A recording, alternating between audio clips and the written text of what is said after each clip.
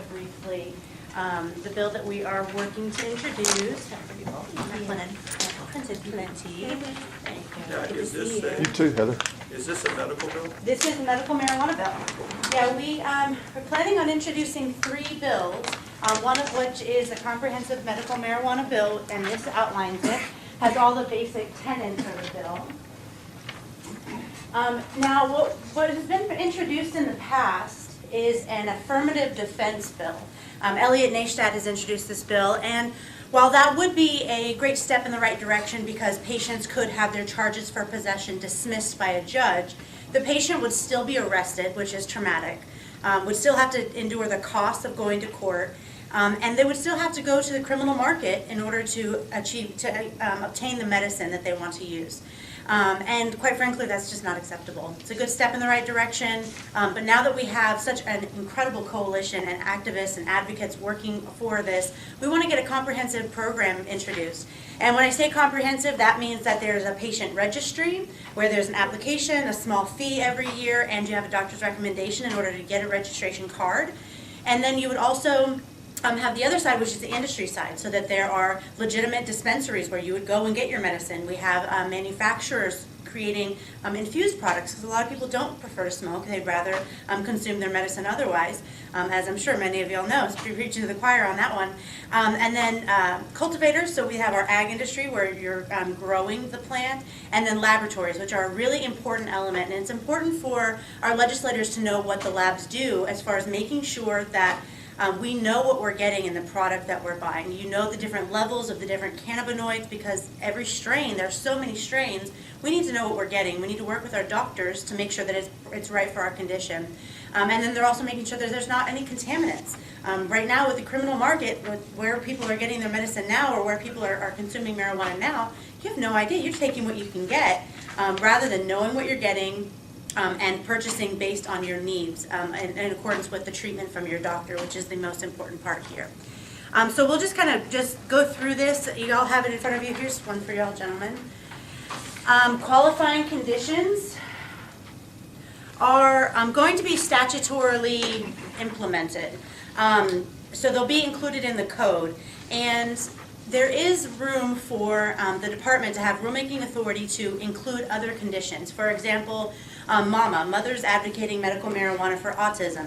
Fantastic group working towards getting autistic folks who are suffering from autism cannabis for relief. Well, there's not a whole lot of solid research on it helping autism. I'm a believer, because I've heard anecdotes of people and their families and it working, but the research isn't there. Well, the research will get there. We don't want to have to change law. We only have the opportunity to do that every 2 years for 140 days. So the department would have the authority, for example, with autism, to include autism in the qualifying conditions. They'd have a hearing with the patient, their caregiver, or their parent, and their doctor, is how that would work. But the qualifying conditions in the bill that we want to introduce include cancer, glaucoma, HIV and AIDS, Crohn's disease, ulcerative colitis, Alzheimer's, PTSD, which is a very important one that is being added to several different states, including conservative states, which is good for us. Conditions that cause wasting, severe pain, severe nausea, seizures, and severe muscle spasms, so that includes multiple sclerosis.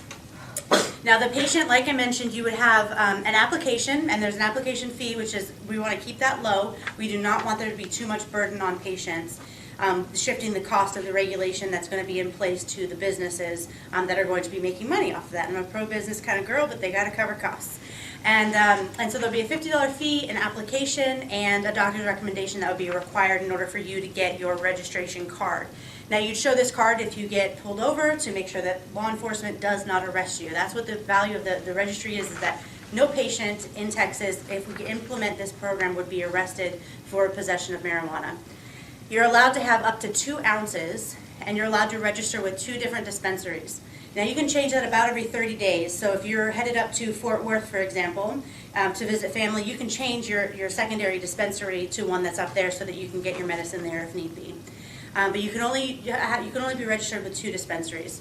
And you can register your caregiver, and the caregiver can also hold 2.5 ounces to transport or help the patient consume.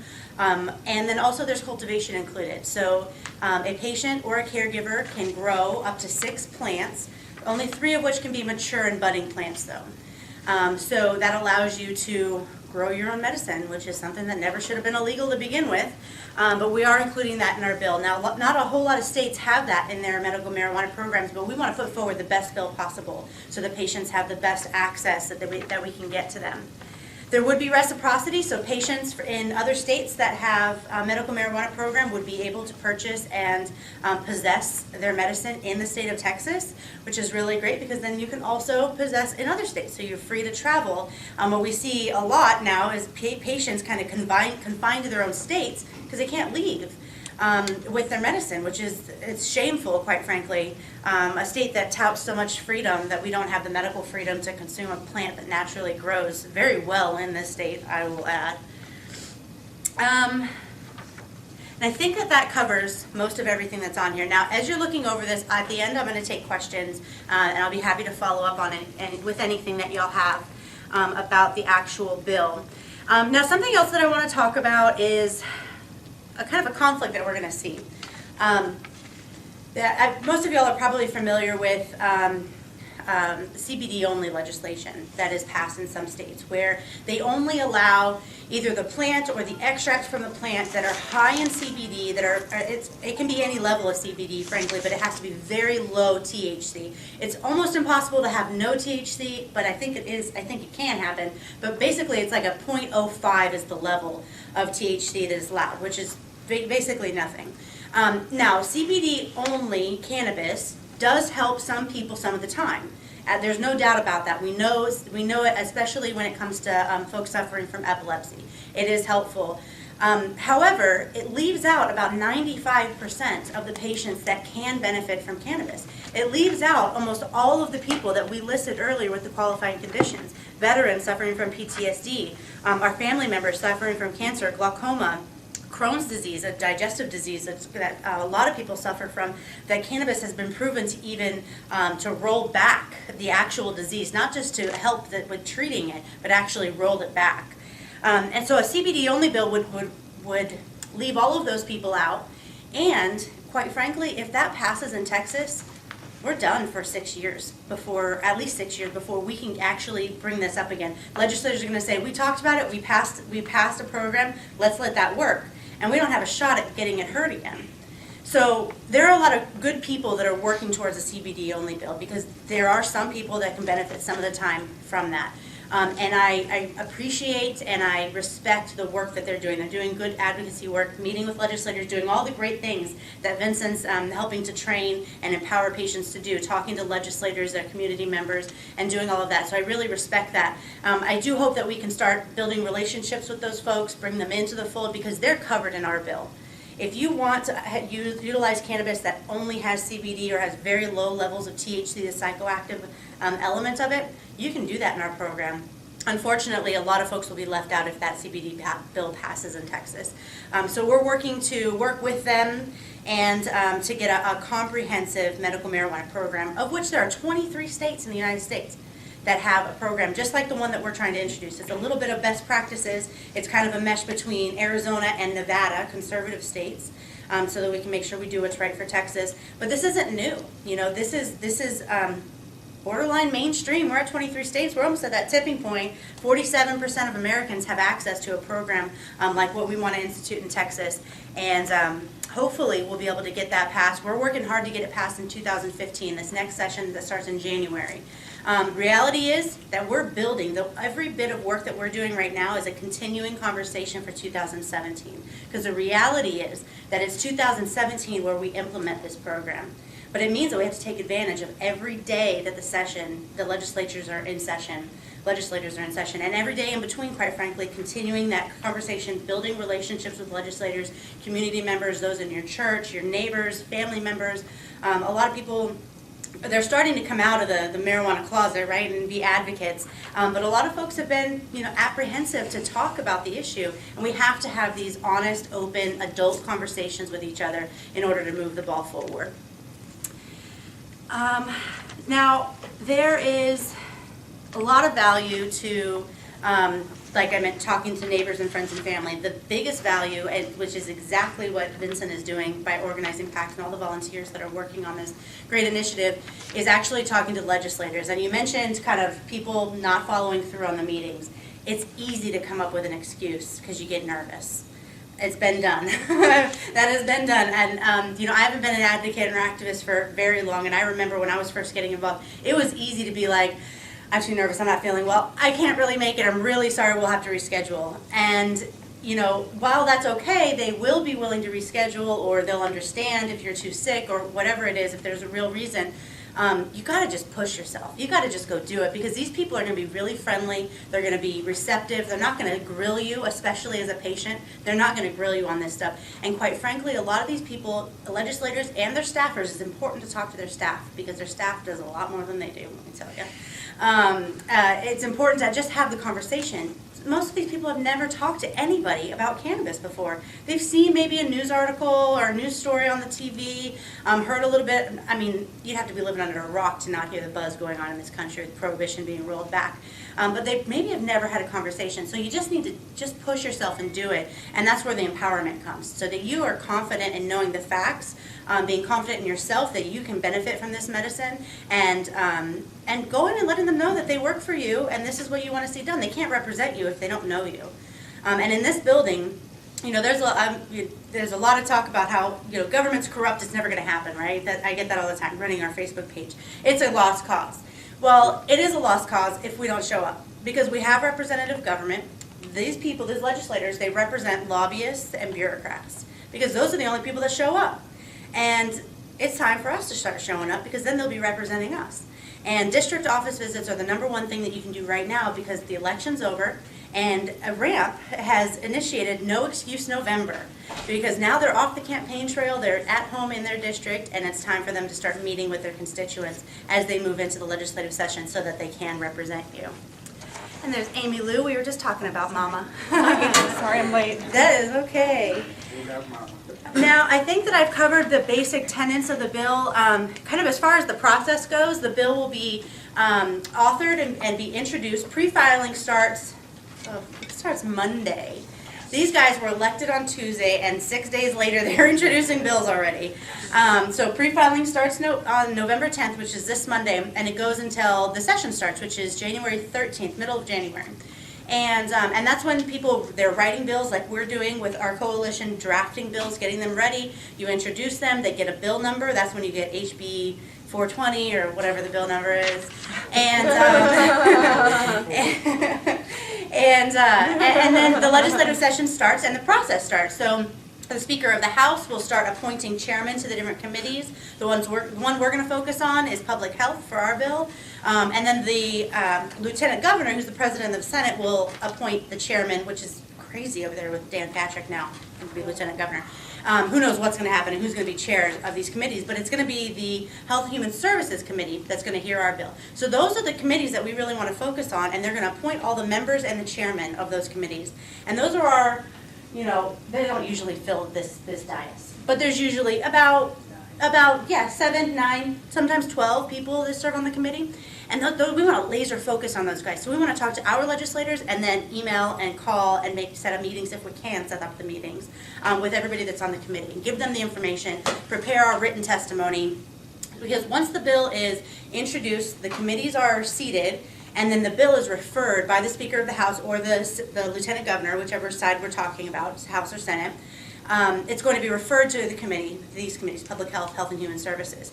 And then the chairman is very important. This is where a lot of power is because those chairmen decide if and when a bill gets a hearing. So keeping an open dialogue, conversation going with whoever serves as chair. Currently, in the Senate side, Charles Shortner, who's up in this area, a little bit north of here, Senate District 5, is the chair of Health and Human Services. And he's a physician.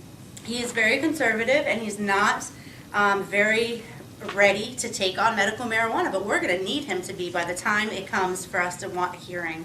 And so we need to continue conversations going with his office and with him as we move forward going to the legislative session. So the bill will be referred to a committee. It's up to the chairman to decide if and when the bill gets a hearing. And then like Vincent says, we don't have the luxury of knowing exactly when this bill is going to be heard. We get about 5 days notice. And sometimes they can suspend that 5-day notice rule and have it tomorrow or later this afternoon. They usually don't do that, except for at the end of the session when they're really trying to move things forward. So the chances are we're gonna have about 5 days notice, which still isn't very much. Folks that are working, families, busy lives, that's hard to do, especially when you really have no idea what time it's going to be heard.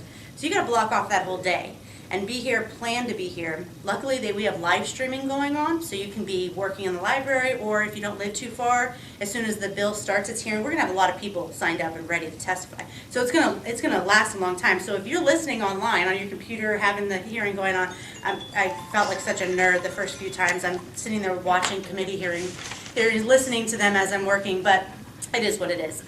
So you can hear when the bill's going to come up. If you can get here in 30 minutes, you can be here in plenty of time to testify.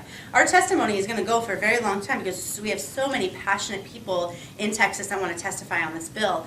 Now we're going to want to be concise, right? We're not going to want to necessarily take the whole 3 minutes, not everybody testify for a full 3 minutes, because we don't want to wear them out. We want to be right to the point, give them the information that they need, be respectful of their time so that they're respectful of us. And so you're going to keep that in mind, and I know Vincent's going to cover all the kind of ins and outs, the etiquette of how we move forward on that. Now they could take a vote right then and there, right after testimony. It could be over at 2 in the morning.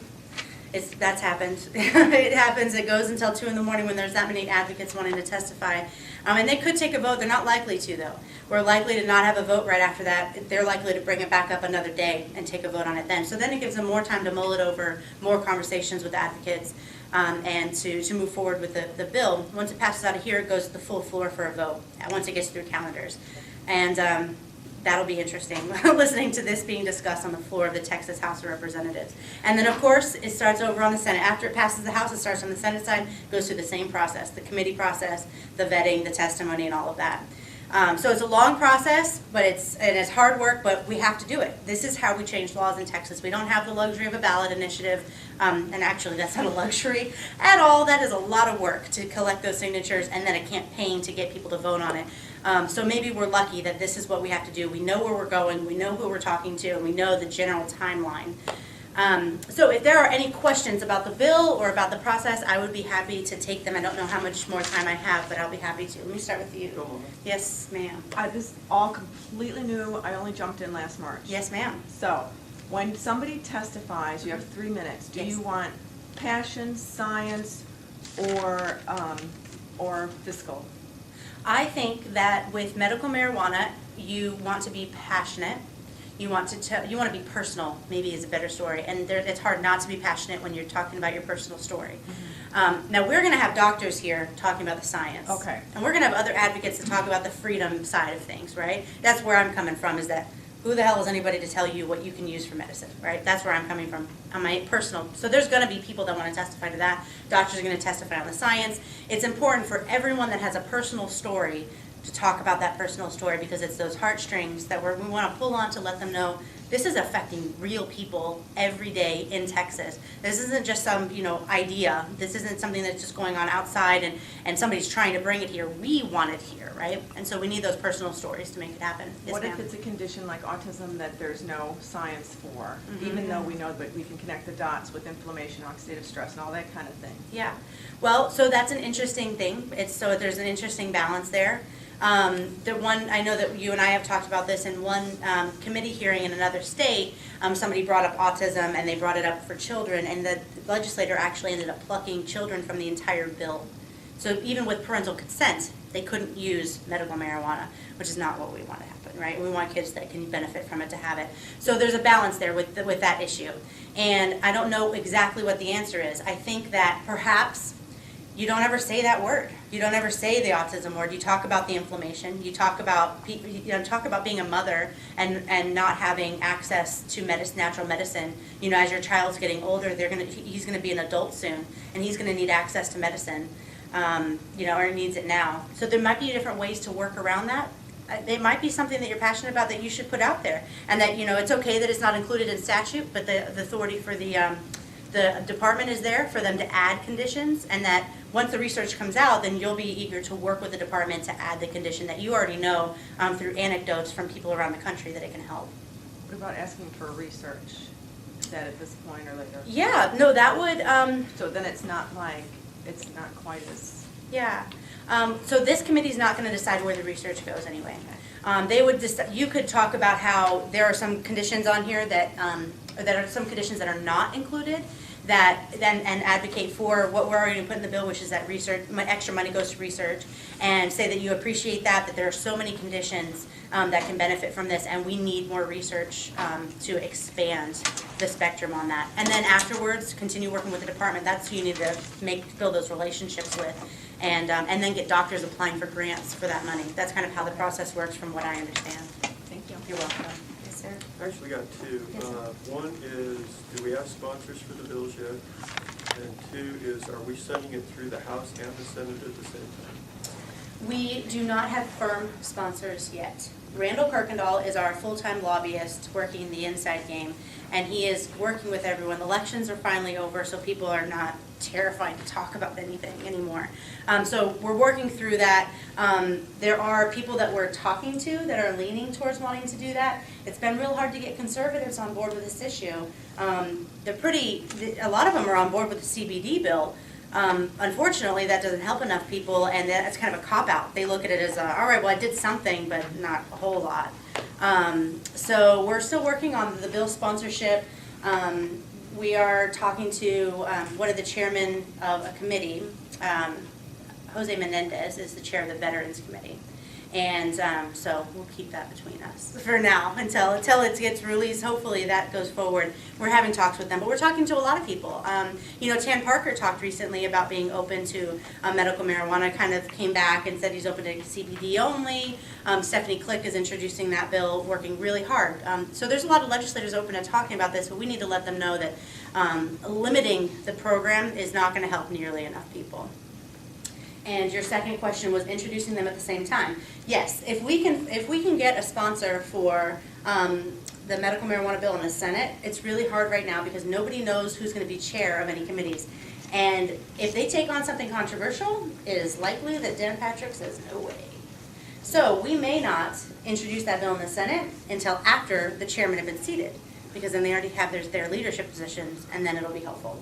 So there's so many moving parts, and there's so many conversations that need to be had, that it's all moving pieces right now. And it's a really beautiful thing that we have a full-time paid marijuana activist, lobbyist, right? A professional lobbyist. He actually worked with law enforcement for many years. And at first I'm like, sure, who is this guy? But he's really great. He is totally on board with the issue. He's working really hard, talking to lots of legislators, keeping the ball moving in lots of different areas. Other questions about the bill or the process? Yes, sir. Why only 3 mature plants? If you don't know exactly what you're doing, 3 plants isn't going to give you enough medication to last very long. Yeah, for sure. Yeah, you're right about that. So it's 6, 3 that are maturing. But So there 6 should that be are 6 growing. mature state. I mean, Arizona is 6 mature plants. Yeah. Well, and maybe we can work on getting that in. I think that we are creating what's likely to pass. What has been passing in other states. It still is more, so most states don't even have any cultivation. And quite frankly, this is probably going to be the provision that gets plucked out of it. We don't want to see that happen, but if we can keep it to a number that's reasonable, hopefully it just goes, right? So there is that balance that you have to get good at it, right? And get your caregivers to get good at it. Yeah. Another thing to mention is that we can always add amendments to a bill. That's right. And then things can be changed. but only once every 2 years. Is that right? Well, it would be a new bill in the next session. Right. So the process starts all over again. So if Right. we want amendments, it'll be through the process this time. Right. And amendments can be done for qualifying conditions. If you can get legislators on board with conditions that aren't listed, you can get those added. And any of these provisions, you can get it up to 20 plants if you think you can get that amendment done. But it's a tough balance of what we can get done and where we set the bar for what is acceptable and what isn't acceptable. My question was about the department hearing. This is the first time I've heard this. Can you explain a little bit more what that means? Sure, for qualifying conditions. Yeah, you said something about the department would have a hearing with the doctor to determine whether or not your condition qualifies. Right. Or That would be. could be added to. Mm-hmm. Now, how does that work? Let's just see real quick if it says it directly on here. So basically, you would I'm not sure exactly how the process works, the paperwork exactly works, but you would go to the department, you would say that I have a condition that's not listed here, and I would like a hearing to have that included as a qualifying condition.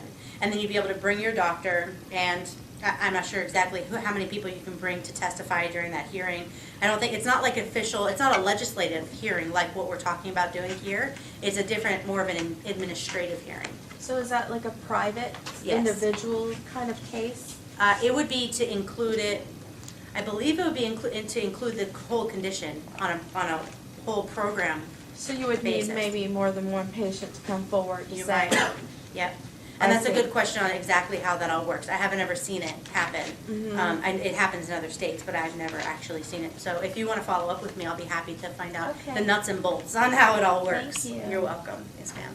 Any other questions for me? The bill or the process? Anything else I should touch on?